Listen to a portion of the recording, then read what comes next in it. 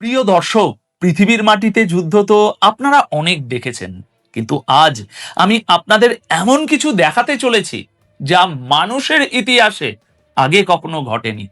হ্যাঁ দর্শক, আপনারা ঠিকই শুনছেন। এই যুদ্ধ এখন আর শুধু মাটিতে বা আকাশে সীমাবদ্ধ নেই, বরং এই প্রথমবার মহাশূন্যে বা স্পেসে শুরু হয়ে গেছে মহাযুদ্ধ।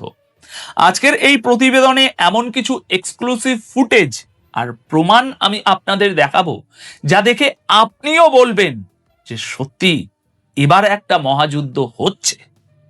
ইসরায়েলের যে বাসিন্দারা এতদিন বুক ফুলিয়ে ঘুরে বেড়াতো, তারা আজ মাঝরাতে বাড়ি গাড়ি ফেলে কিভাবে প্রাণ হাতে করে পালাচ্ছে, তার এমন কিছু ছবি সামনে এসেছে যা কেউ কখনো কল্পনাও করেনি। ডিমোনার নিউক্লিয়ার চুল্লির উপর ঠিক কি ঘটেছে, কেন ইসরায়েলের আকাশে হঠাৎ নীল রঙের একটা বিশাল বিস্ফোরণ হলো, কি এমন ঘটলো গতকাল মধ্যরাতে যা তাদের এই অবস্থায় নিয়ে গেল। সমস্ত খবর জানতে হলে আগামী 10 মিনিট কিন্তু আমার সাথেই থাকতে হবে। তাহলে চলুন শুরু করা যাক আজকের এই বিশেষ প্রতিবেদন। দর্শক, ইরান ইসরায়েলের উপর আবারও এক বিশাল হামলা চালিয়েছে, আর আজ আমি আপনাদের সেই হামলার বেশ কিছু চমকে দেওয়া ছবি দেখাতে চলেছি। তবে এবার যে হামলাটা হয়েছে সেটা একেবারেই অন্যরকম।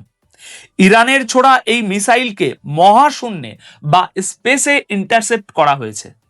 হ্যাঁ দর্শক, স্পেস ওয়ার কিন্তু ইতিমধ্যেই শুরু হয়ে গেছে। ডিমোনা শহরের আকাশের অনেক ওপরে, একেবারে মহাকাশের সীমানায় ইসরায়েলের অ্যারো 3 এয়ার ডিফেন্স সিস্টেম এবং ইরানের ব্যালিস্টিক মিসাইলের মধ্যে যে ভয়ঙ্কর সংঘর্ষ হয়েছে তা এই যুদ্ধের পুরো চিত্রটাই বদলে দিয়েছে। গতকাল 22শে মার্চ 2026-এর মধ্যরাতে সামনে আসা এই ভিডিওগুলোতে পরিষ্কার দেখা যাচ্ছে কিভাবে ইসরায়েলি ডিফেন্স সিস্টেম ইরানের মিসাইলকে মাটিতে পৌঁছানোর আগেই এক্সো অ্যাটমসফিয়ারিক অর্থাৎ পৃথিবীর বায়ুমণ্ডলের বাইরেই ধ্বংস করে দিয়েছে। সোশ্যাল মিডিয়ায় ভাইরাল হওয়া এই ভিডিওটা দেখলে মনে হবে যেন আকাশে কোনো বিশাল একটা জেলিফিশ ফেটে গেছে। দেখুন, আমার রিসার্চ অনুযায়ী মিসাইল আটকানো বা ইন্টারসেপ্ট করার ক্ষেত্রে এটাই হলো এখনো পর্যন্ত ইতিহাসের সবচাইতে উঁচুতে ঘটা এবং সবচাইতে অ্যাডভান্স ডিফেন্স অপারেশন।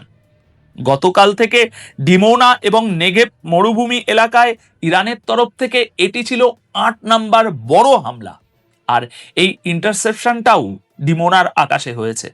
এই সংঘর্ষের পর কারোর আহত হওয়ার কোনো খবর পাওয়া যায়নি, যদিও বিস্ফোরণটা অনেক উঁচুতে হয়েছে। তবুও ডিমোনা এবং তার আশপাশের শহরগুলোতে এখনো ভয়ঙ্কর সাইরেন বেজেই চলেছে। দর্শক, এটাই হলো মহাশূন্যে যুদ্ধের প্রথম শুরু। ডিমোনার পারমাণবিক চুল্লিকে নিশানা করে ছোড়া ইরানের এই মিসাইলটিকে অ্যারো 3 স্পেসেই শেষ করে দিয়েছে।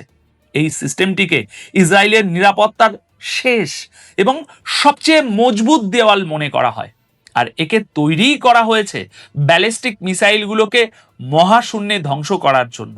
এখন এই সাফল্যে নেতানিয়াহু আইডিএফ এর পিঠ চাপড়ে প্রশংসা করেছেন। তবে ইরানের তরফ থেকে ক্রমাগত এই মিসাইল বৃষ্টির কারণে ইসরায়েলের সমস্ত এয়ার ডিফেন্স সিস্টেম এখন চরম পরীক্ষার মুখে পড়েছে। দেখুন, এই অ্যারো সিস্টেমকে ডিজাইনই করা হয়েছে বায়ুমণ্ডল বা মাটি থেকে 100 কিলোমিটার উপরে মিসাইলকে ইন্টারসেপ্ট করার জন্য। বায়ুমণ্ডলে ঢোকার আগেই এত বড় একটা বিস্ফোরণ হলো।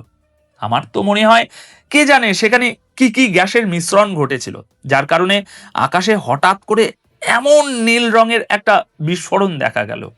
এটা সম্পূর্ণ এক অন্যরকম যুদ্ধ যা স্পেসে শুরু হয়ে গেছে।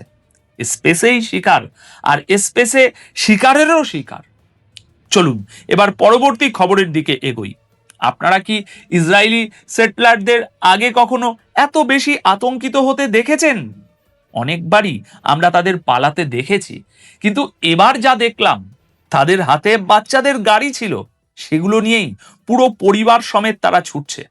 আসলে এটি হলো আরাত শহর, যা ডিমোনার খুব কাছেই অবস্থিত।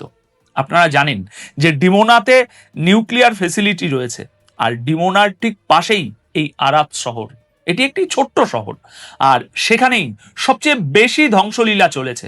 গতকাল সারাদিন আপনারা যে ছবিগুলো দেখেছেন তার বেশিরভাগই ছিল এই আরাত শহরের। আর সেখানে সাইরেন বাজার সাথে সাথে মিসাইলের আসার খবর পেতেই এই মানুষগুলো এইভাবে সব সেফ হাউসের দিকে দৌড়তে শুরু করে।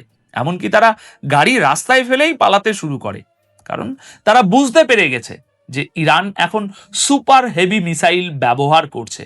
এই ইসরায়েলিদের মনে যে ভয় আর আতঙ্ক আপনারা দেখতে পাচ্ছেন, আপনারা ভিডিওতে আবার দেখুন তারা কিভাবে পালাচ্ছে। ডজন ডজন মানুষ, পুরো পরিবার নিয়ে তারা বেরিয়ে পড়ছে যে কোনো মূল্যে। দ্রুত ছুটে গিয়ে তারা একটা নিরাপদ ছাদের নিচে আশ্রয় নিতে চাইছে। দেখুন, ইসরায়েলের সাধারণ মানুষের দিনরাত এখন এভাবেই কাটছে। গতকাল 22শে মার্চ রাত 10টা 25 মিনিটে এই ভিডিওটি সামনে এসেছে। এছাড়াও ইরান গতকাল রাতে প্রচুর ড্রোন লঞ্চ করেছে। প্রেস টিভি রাত 11:15 নাগাদ এই নিয়ে একটি ভিডিও শেয়ার করেছে। এই সমস্ত ড্রোন ইসরায়েলের দিকে এবং আমেরিকার সামরিক ঘাঁটিগুলোর দিকে ছোড়া হয়েছে। এখনো পর্যন্ত ইরান অপারেশন ট্রু প্রমিস 4 এর বিভিন্ন ওয়েবে মিসাইল ছোড়ার ভিডিও দেখিয়েছে, কিন্তু এই প্রথমবার তারা ড্রোন লঞ্চ করার কোনো ভিডিও প্রকাশ্যে শেয়ার করলো। এর পেছনেও গভীর কোনো অর্থ লুকিয়ে থাকতে পারে। এছাড়াও আরও একটি খবর হলো, ইরান আজ সকালে কিছু স্যাটেলাইট ছবি প্রকাশ করেছে। তারা দাবি করেছে যে এগুলো হলো আমেরিকান সামরিক ঘাঁটিগুলোর উপর তাদের হামলার প্রভাব। তারা দেখিয়েছে, এবং আপনারাও দেখুন, এটা সংযুক্ত আরব আমিরাত ইউএইর ছবি, যেখানে আমেরিকার সামরিক সম্পদ রাখা ছিল এবং ইরান সেখানেই নিশানা বানিয়েছে। যে স্যাটেলাইট ছবিগুলো সামনে এসেছে তা থেকে স্পষ্ট বোঝা যাচ্ছে যে ইউএইর ফুজাইরা এমিরেটসের যে বন্দর বা পোর্ট রয়েছে সেখানে ফুয়েল স্টোরেজ পাম্পিং স্টেশনে ব্যাপক ক্ষয়ক্ষতি হয়েছে। ইরান ছবিগুলোতে লাল দাগ দিয়ে এই ক্ষতির জায়গাগুলো একেবারে প্রকাশ্যে প্রকাশ করে দিয়েছে। এখন ভিডিও শেষে এসে এবার একটু গভীরভাবে ভাবার সময় এসেছে। দেখুন, স্পেসে বা মহাশূন্যে ব্যালিস্টিক মিসাইল ইন্টারসেপ্ট করার মানে কি জানেন? এর মানে হলো ইরান তাদের সুপার হেভি মিসাইল দিয়ে ইসরায়েলের ডিফেন্স সিস্টেমের একদম চূড়ান্ত সীমা বা লিমিট টেস্ট করছে। ইসরায়েল হয়তো আজ অ্যারো 3 দিয়ে একটা মিসাইল আটকেছে, কিন্তু এই একটা অ্যারো 3 মিসাইলের দাম কত জানেন? Million million dollar. ইরান খুব ঠান্ডা মাথায় ইসরায়েলকে আর্থিকভাবে রক্তশূন্য করার খেলা খেলছে। আর দ্বিতীয় যে বিষয়টা সবচেয়ে বেশি নজর কাড়ার মতো, তা হলো সাইকোলজিক্যাল ওয়ারফেয়ার। ওই যে সাধারণ ইসরায়েলিদের আপনারা বাড়িঘর ছেড়ে পালাতে দেখলেন, ওটাই হলো ইরানের আসল জয়।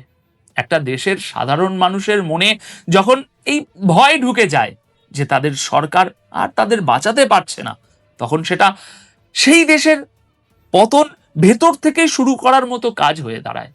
মধ্যপ্রাচ্যের ম্যাপটা আর আগের মতো নেই দর্শক। ক্ষমতার ভারকেন্দ্র খুব দ্রুত পাল্টে যাচ্ছে।